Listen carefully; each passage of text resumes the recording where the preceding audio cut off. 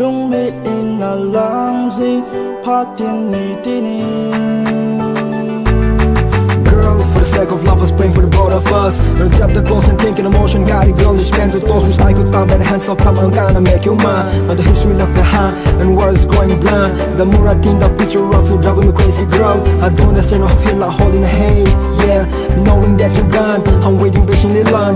Since you're gone, I'm waiting, you're called by the fun. Oh, patin say lung min na lang, lung min mil zo lo lung de. Ngay nanin ku kamang zingi ning sang kita.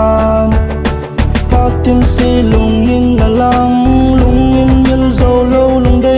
Ngay nanin ku kamang zingi ning sang kita. Lung say tin ku kalau nyakat, lung mi in na lang zi patin ni tini.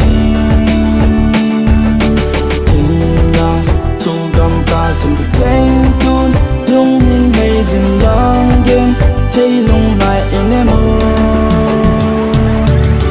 passing every day, another lesson. Every sunrise life that we're blessed, or the love that I give you back to the days. You hold me down when I'm on the ground. You told me that you love me back. This kinda bittersweet sound. I promise, girl, I won't give up. I raise my head up, I let my chest speak up. I won't back down, I never back down. You trust me, this is me, stay moans.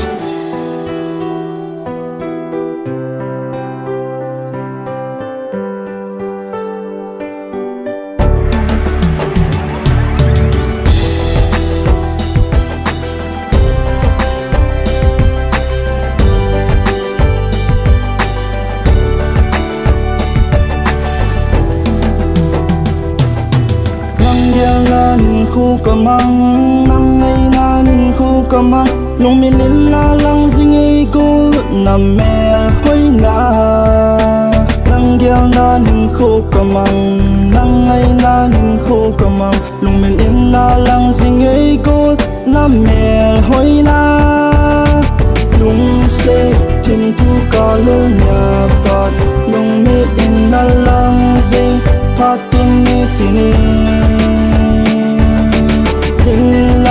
su gam ta thêm tu chênh tun lung min hay zin lang gen thấy lung lại em mô